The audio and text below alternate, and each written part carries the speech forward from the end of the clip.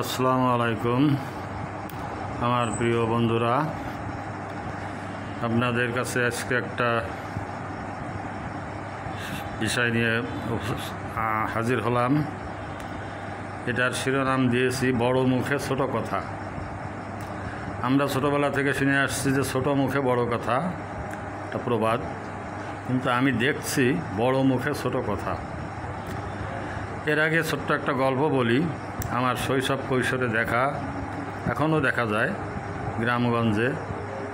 প্রতিবেশী হয়তো দুইটা বাচ্চা আছে, প্রতিবেশীর একটা নিজের একটা, এরকম 2-3-4 বছরের বাচ্চারা একসঙ্গে খেলাধুলা করে। যে কোনো মুহূর্তে তারা আবার একটু মারামারিও শুরু করে। তো রান্নাঘর থেকে বা অন্য কোনো জায়গা থেকে মহিলারা উঁকি মেরে দেখে যে মারামারি করতেছে। তো যদি দেখে যে নিজের বাচ্চা মারতেছে, তখন আস্তে মিষ্টি করে বলে, এই তোরা মারামারি করিস না। আর যদি দেখে যে নিজের বাচ্চাটা মার খাচ্ছে, হায় হায় হায় সর্বনাশ, আমার বাচ্চা মেরে ফেলে দিল, এ কী ডাকাইতে বাচ্চা রে বাবা, এই করতে ডাকাইতে বাচ্চা। এটা প্রত্যেকটা প্রায় প্রতিটা মহিলার ভিতরে আমি এরকম গুণ দেখছি। অর্থাৎ তারা নিরপেক্ষ না, তারাও তো মা, তাদের তো বোঝা উচিত যে অবশ শিশু নিজের বাচ্চাটা যখন মায়ের খায় তখন যেমন চিৎকার করে লাফ দিয়ে পড়ে, অপরের বাচ্চাটা যখন মায়ের খায় তখনও তাদের এরকম করা উচিত। সেইটাই তো মানুষের মানবিক গুণাবলী। কিন্তু তা না। ঠিক বিশ্ব ব্যবস্থা এবং রাজনৈতিক যে অবস্থা, এখানেও ঠিক একই অবস্থা দেখছি আমি। যে বড় বড় রাজনীতিবিদ, বড় বড় আমলা, বিশ্বমোড়ল, প্রত্যেকেরই একই চরিত্র। তারা নিজেদের বেলায় একরকম, নিজের ঘনিষ্ঠ লোকজনের জন্য যারা একরকম, আর অপর পক্ষের জন্য বা আর একটু দূরের যারা তাদের জন্য আরেক রকম। ঠিক বিশ্বমণ্ডলদের অবস্থাও ঠিক তাই। দেখেন, যখন ফিলিস্তিনে হাজার হাজার অসহায় নারী শিশুদের পোকামাকড়ের মতো তাড়াই নিয়ে বেড়াচ্ছে এক এলাকা থেকে আর এক এলাকায়, আবার বলে অমুক জায়গায় যাও তোমরা, অমুক জায়গায় নিরাপদ, আমরা এই জায়গায় সার্চ করবো, হামাস খুঁজবো, ইত্যাদি ইত্যাদি খুঁজবো, সেখানে যাচ্ছে, সেখানে যে আবার তারা মারতেছে। এই যে মারা, তখন এই বিশ্ব মোড়ল এবং তাদের মিত্ররা শুধু বিবৃতি দিয়ে, এই নানান রকম দিয়ে আবার কৌশলে তাদের বাঁচায়ও নিয়ে যাচ্ছে। কত মিষ্টি করে কথাবার্তা। আর যখন দেখে যে না, আক্রমণের মাত্রাটা উল্টে গেছে, তখন তারা বিশ্ব মানবতার গান শুরু করে দেয়, নানান রকম কাহিনী, নানান রকম দৌড়ঝাঁপ শুরু করে দেয়, এ মিটিং সে মিটিং। আর আন্তর্জাতিক আদালতকে পর্যন্ত তারা তোয়াক্কা করবে না, তারা উল্টে হুমকি দিবে, ধমক দিবে জাতিসংঘ। এই জন্য কয়েকটা পর্ব, 3টা পর্ব ছাড়ছি, বাকিটা লেখা কমপ্লিট হয় নাই। যে জাতির বিধবা সংঘ, জাতিসংঘ, এই জাতিসংঘ, আন্তর্জাতিক অপরাধ ট্রাইব্যুনাল বা ICJ না কি যেন বলে, তো এর মূল্যটা কী, এর অর্থটা কী? এটা কি দুর্বলকে আর চেপে রাখা? আর এই দরিদ্র দেশগুলো ধন সম্পদ কীভাবে লুটে নিচ্ছে, কি নৃশংসভাবে যাদের সম্পদ তারা না খেয়ে মারা যাচ্ছে।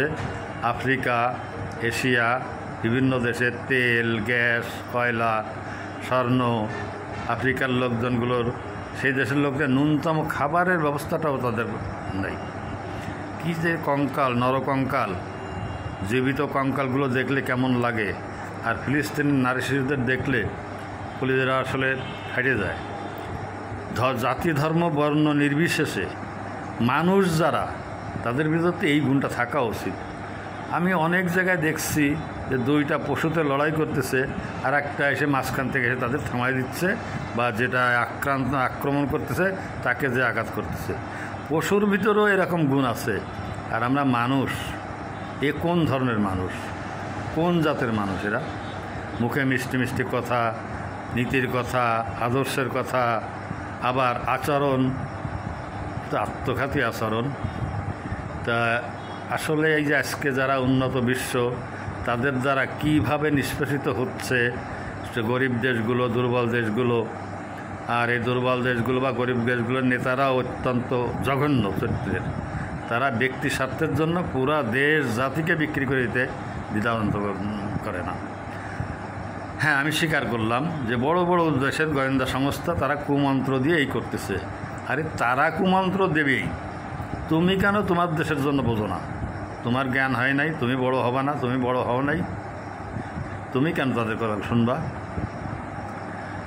তা জীবনের দুনিয়ার প্রতি আসলে একটা ঘৃণা ধরে গেছে। আমাদের গন্তব্য কোথায়, কোথায় যাচ্ছি আমরা, কি অবস্থা? আপনারা তো দেখছেন যে কি অবস্থা। আর একটা কথা বলি, এই বিশ্ব মোড়ল এবং পশ্চিমারা তারা যাকে সাপোর্ট দেবে তারা সদল বলে সরাসরি অস্ত্র, গোলা বারুদ, খাবার, খাদ্য, রসদ নিয়ে, সৈন্য নিয়ে হাজির হয়ে যায়। আর নতুন একটা বলয়, এই চীন রাশিয়ার দোস্তি কি মুখের শুধু মাস্তি করা, আনন্দের জন্য আর তৃপ্তির জন্য। তারা যদি কাউকে সাহায্য করো আবার গোপনে অস্বীকার করে, প্রকাশ্যে গোপনে সাহায্য করে, প্রকাশ্যে অস্বীকার করে। দ্বিতীয় আর একটা বলয় নেই। সোভিয়েত ইউনিয়ন ভেঙে যাওয়ার পরে বিশ্বে যে শক্তির ভারসাম্য ভেঙে গেছে, এটা আর জোড়া লাগার সম্ভাবনা আছে বলে আমার মনে হয় না। যতই আপনারা আশা করেন আর আশান্বিত হন, দৌড়ান, যাই করেন, এটা সম্ভব আর হবে না। তো ওই মোড়লদের মোড়লই ওই যে এখন আবার শুনতেছি যে আপনার ইউরোপীয় ইউনিয়নের সাথে আরব রাষ্ট্রগুলির মিটিং হচ্ছে। এটা কেন মিটিং? এর ভিতরে উঠলো পাতানো খেলা। এই কারণে এখন দেখছে যে ইসরায়েল একটু চাপে পড়ছে, বিভিন্ন দিক দিয়ে বিভিন্ন গোষ্ঠীর চাপে তাদেরও ক্ষয়ক্ষতি হচ্ছে, অনেক সৈন্য মারা যাচ্ছে। এইটাকে আবার একটু অন্য কৌশলে নিয়ে এদের থামায় বা একটু বিরত করে একটা কালক্ষেপণ করে তাদের আবার শক্ত অবস্থানে নেওয়া। দেখেন ইরানের কনসুলেটে হামলা করলো। এই হামলার প্রতিবাদে জানে ইরান অত্যন্ত জেদি জাতি, তারা ইসরায়েলে হামলা করবেই। আগের থেকেই এসে ফ্রান্স, জার্মান, আমেরিকা ওরা প্রতিরক্ষা ব্যবস্থা নিয়ে গোপনে উপস্থিত হয়েছে, তারাই ঠেকাইছে। এবং আর এক বেঈমান জর্দান মুসলমান রাষ্ট্র, তারা পর্যন্ত কিছু ঠেকাইছে। তা আসলে আত্মঘাতী আচরণ যাদের, তারা তো মায়ের খাবেই। তো বুঝতে পারতেছে না মুসলিম বিশ্ব, আরব বিশ্ব, যে এই ফিলিস্তিন, এই হামাস, এদের দমন করতে পারলে একটা একটা করে আরেকটা ধরবে, একটা ধরে আরেকটা ধরবে। লেবাননের বিস্তর সামনে এলাকা দখল করে নিয়েছে, গোলান মালভূমি থেকে শুরু করে ইত্যাদি এই সমস্ত দেশ, মিশরের থেকে নেবে, নানান রকমের নেবে, সাইড দেবে, বর্ডার রাষ্ট্র যারা আছে তাগুলো নেবে, নিতে কত দূর যাবে কেউ জানে। আর এই যে সমস্ত রাজ পরিবারগুলো আছে, এরা তো গোপনে তাদের সাথে সম্পর্ক রেখে মনে করছে আমাদের ক্ষমতা টিকে রেখে দেবে।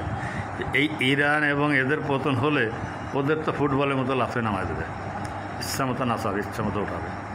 তো এই জন্য আর এই যে তারা এই এমন নগ্নভাবে সমর্থন দিচ্ছে এই দখলদারদের এত বড় নৃশংস কাজের, তো এই যে এত বড় বড় মানুষ নীতির কথা বলে, বড় কথা বলে, আবার এরকম নগ্ন সমর্থন, এই গীতে কি তাদের লজ্জা শরম হয় না? আবার সেই মুখে নীতির কথা, আদর্শের কথা কীভাবে বলে, অবাক হয়ে যাই আমি। তা এই বড় মুখগুলোর সমাজও এরকম আছে, খুব বড় বড় কথা বলতেছে, আবার গরিবের ধন সম্পত্তি লুটে নিচ্ছে, জায়গা দখল করতেছে, তাদের উপরে জুলুম অত্যাচার করতেছে। অসহ্য। কোথায় যাচ্ছে পৃথিবী, আর আমরা কোথায় যাচ্ছি? এর চেয়ে ধ্বংস হয়ে যাওয়া ভালো। আর আশা ভরসা নেই পরিবর্তনের। বিজ্ঞান আসলে অনেক কিছু দিয়েছে, কিন্তু যা দিছে তার থেকে কেড়ে নিয়েছে বেশি। পুরা মানব জাতির হৃদয়কে যান্ত্রিক করে দিচ্ছে, রোবটিক করে দিচ্ছে। এদের ভিতরে মানবিক গুণাবলী বিন্দু মাত্র নাই। আর আস্তে আস্তে আরও খারাপের দিকে যাবে। তা একমাত্র দুনিয়া ধ্বংস ছাড়া এর পরিবর্তনের কোনো আশা বা ভরসা বা সম্ভাবনা আমি দেখছি না। যাই হোক, তবুও সবার জন্য শুভকামনা করে আমি আমার বক্তব্য শেষ করছি। আল্লাহ হাফেজ।